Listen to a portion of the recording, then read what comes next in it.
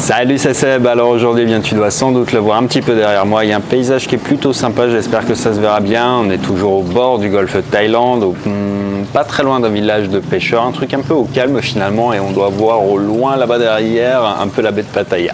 Bref, voilà pour cette petite intro, et je voulais parler avec toi aujourd'hui d'une méthode qui va te permettre de trouver le pays d'expatriation qui te convient le mieux, parce que c'est une question qui m'y revient souvent, et pour le coup, moi j'ai un avis qui est le mien, et puis qui est fonction de mes goûts, de mes choix, et puis qui évolue avec le temps par ailleurs. Et je vais te proposer plutôt d'utiliser une méthode que j'ai exploitée moi quand s'est posé la question, d'ailleurs pas seulement du pays mais également de la ville. C'est exactement de cette manière-là que j'ai procédé. Tu vas voir qu'avec ça, eh bien, tu peux te débrouiller un peu tout seul, au moins pour faire le tri dans les idées. Alors cette méthode, tu pourras même l'utiliser pour d'autres pays qui ne sont pas en Asie, mais parce que c'est quelque chose qui est cohérent. Tu sais, l'esprit humain, il fonctionne à l'émotionnel. Et le problème, c'est quand on réagit à l'émotionnel, tu vois, c'est un petit peu, tu arrives dans un endroit, tu trouves ça génial, et puis après, tu t'aperçois qu'il y a des défauts, etc., etc. Bref, il faut introduire parfois un peu de rationalité, je pense, là-dedans, et c'est bien d'avoir une petite grille analytique. Alors, c'est de peut-être trouver, tu vois, 5, 6, 7, 10 critères maximum qui sont importants pour toi. Et moi, quand eh bien, j'ai choisi finalement la Thaïlande, alors la Thaïlande, c'était plus un vrai coup de cœur, mais parce que j'avais fait tout un tour de Thaïlande, et donc j'étais persuadé que le pays allait bien pour moi, mais j'utilisais cette méthode-là pour chercher la ville où j'allais m'installer vraiment. Et donc tu peux l'utiliser de la même manière finalement pour le pays, c'est exactement pareil. Donc ce qui était important pour moi, eh bien, c'était déjà le climat. Donc moi je voulais un truc, tu vois, qui soit, j'en ai marre de la France pour le froid. J'ai grandi en Bourgogne, on se pelait, donc je voulais un truc, je voulais avoir la plage. En fait, quand j'ai choisi, je voulais être au bord de la plage, et c'était mon critère number one, c'était le climat, c'était ça. Après derrière, en critère qui était important pour moi, c'était tout ce qui était sécurité. Il y a eu le tsunami qui était pas très loin en arrière avant ça, donc c'était encore très frais. Je me suis posé la question des risques climatiques, de regarder un petit peu. C'est pour ça, par exemple, que j'ai éliminé les Philippines, parce que pendant 2-3 mois, tu as une série de typhons qui revient tous les ans, et ça, c'est la saison normale, c'est-à-dire c'est régulier, c'est comme ça. Donc c'est un truc où faut accepter les trucs un peu violents, et tout ce que ça implique, ou alors te barrer, quoi. Et moi, ça m'ennuyait de devoir me barrer ou de le prévoir. Donc j'ai privilégié plutôt, tu vois, pour cette raison-là, effectivement, la Thaïlande. Après, il y avait la question des visas. Est-ce que c'est facile à obtenir? Est-ce que c'est facile à rester? Est-ce qu'on peut organiser quelque chose? Bref, tu vois, un peu l'idée, c'est de savoir si oui ou non ça va être une problématique importante à gérer. Est-ce que oui ou non tu es capable de t'en débarrasser facilement? Après, il y avait les éléments de santé. Est-ce que tu as des hôpitaux, par exemple, de bonne qualité? Est-ce que, tu vois, la différence entre certains pays, tu vois, quand tu es au Cambodge, par exemple, là, il y en a maintenant, ça commence, mais en Thaïlande, le système, il est reconnu pour être un bon système de santé, pas pour les locaux, pour les gens qui sont des expatriés, qui ont de l'argent et qui ont des assurances de santé privées. C'est-à-dire qu'on a une médecine privée ici qui est de très bonne qualité, finalement, et tu vois, tu vas te dire, bon, s'il m'arrive un pépin, je suis pas obligé de me faire rapatrier en catastrophe, on sait jamais, etc.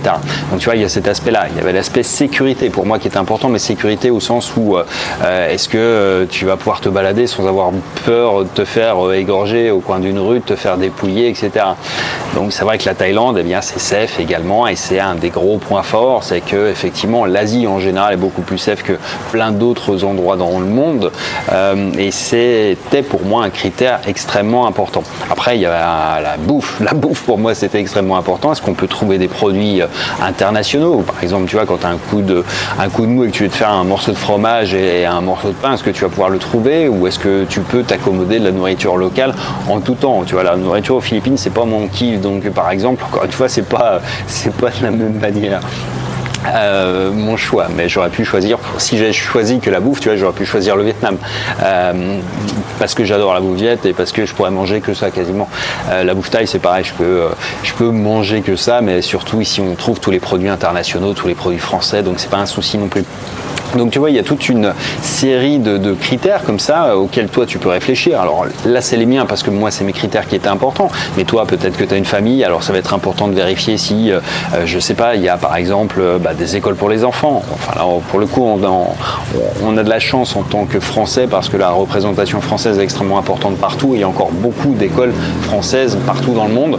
Alors c'est pas gratuit, ça c'est un truc aussi qu'il faut savoir, mais effectivement ça existe. Donc tu vois, c'est de te construire construire toi-même ta petite liste de critères et puis tu vois, de réfléchir à ce qui est important vraiment, c'est de construire quelque chose qui est ta vie rêvée finalement. C'est si pour déménager dans un nouveau pays, pour en plus devoir te farcir des inconvénients, autant peut-être réfléchir à la vie idéale, la vie telle que tu la vois, et puis après tu ajusteras les curseurs, tu vois. Simplement, ça te permet de classer les pays d'une manière rationnelle. En fait, c'est ça qui est extrêmement important, et après tu peux l'utiliser pour les villes. Moi, j'ai hésité entre 3 ou 4 villes quand je suis arrivé en Thaïlande, et je voulais, enfin tu vois, j'aimais bien Bangkok et j'aime toujours bien Bangkok, mais je me suis aperçu avec le temps que ma grille analytique m'avait servi parce que je ne peux pas y vivre en fait, et parce qu'il y a des choses qui sont importantes pour moi, comme par exemple avoir accès à de la nature, un peu comme ici, tu vois. Enfin bref, c'est plus compliqué à Bangkok, et après j'avais Chiang Mai qui était une option. Chiang Mai, j'ai fini par y aller vivre, et mon choix premier s'était porté plutôt sur Hua Hin au départ quand je suis arrivé en Thaïlande, et j'y suis resté 2 ans et demi.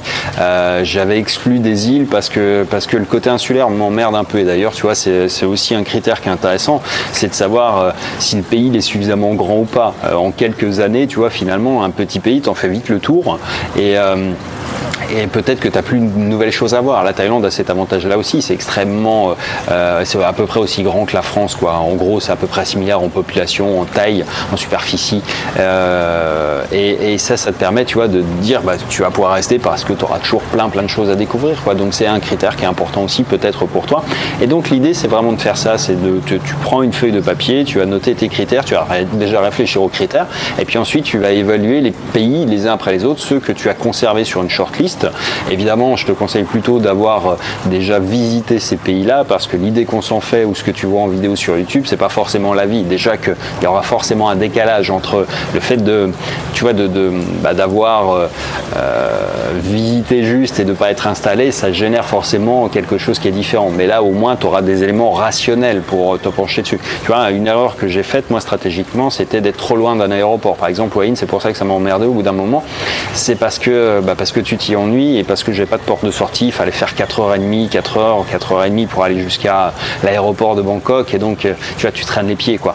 Et c'est vrai que c'est un critère qui est maintenant rajouté à ma liste, et qui fait que c'est important. Il me faut un aéroport plus près pour pouvoir, tu vois, ne pas avoir d'excuses pour bouger. Parce que le problème, c'est quand tu te dis, ouais, il y a 4 heures, tu te fais chier, je ne vais pas, parce que voilà, tu te cherches toujours une bonne excuse pour pas le faire, et ça s'en fait partie. Donc du coup, c'est bien quand tu as les trucs à portée de main, parce que tu n'as pas ce type de fausses excuses qui va te laisser un peu dans tes pantoufles, quoi. Donc voilà, construis-toi ta petite liste de critères, et puis voilà, passe-y le temps qu'il faut, et puis après, tu vas pouvoir comparer posément les pays, mais pas seulement les pays, les villes également, ça marche aussi, et tu verras que c'est un excellent moyen déjà pour éliminer des choix stratégiques, quoi. Parce que tu vois, si tu t'aperçois que entre le pays 1 et le pays 2, il n'y a pas photo, parce qu'il n'y a pas d'école pour les mômes, parce que c'est plus petit, parce qu'en plus c'est emmerdant pour les visas, tu vas avoir vite fait le choix finalement. Après, les pays, je dirais évidemment que il y a des différences notables d'un point de vue culturel, etc. Mais fondamentalement, tu t'aperçois aussi que globalement, ça tient plus à l'expérience que tu as sur place. C'est-à-dire que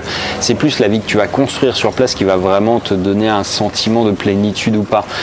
J'entends par là que tu peux avoir... même à Bangkok, tu vois, à Bangkok, ou même dans une petite ville, suivant si t'es en périphérie, dans le centre-ville, dans tel ou tel quartier, ton expérience elle est différente. Donc c'est vraiment ce que tu vas construire sur place qui est important. Et pour bien construire, il faut quand même avoir trouvé les bons endroits, les bons endroits d'un point de vue logique, c'est-à-dire là où tu as tout ce dont tu auras besoin, et que tu ne regretteras pas. Mais au moins, si tu fais cet exercice-là, tu vas t'apercevoir que tu vas être obligé forcément à un moment ou à un autre de faire des sacrifices aussi sur 1 ou 2 points, et que ça fera partie des contraintes, quoi. Voilà, après à toi de savoir si tu es prêt ou non à les accepter. Donc voilà un peu pour cette méthode. Tu vas voir, c'est facile à faire, ça va te demander quelques... On va laisser passer la mobilette. Tu vois, ça fait partie des trucs chiants en Asie, c'est qu'ils n'aiment pas les pots non silencieux. Bref, donc tu as tout ce qu'il faut pour te faire ta propre idée finalement, de construire ton propre schéma. Et puis avec ça, eh bien, j'espère que tu trouveras effectivement le pays qui te convient le mieux, la ville également. Et je te dis à bientôt dans une prochaine. Ciao.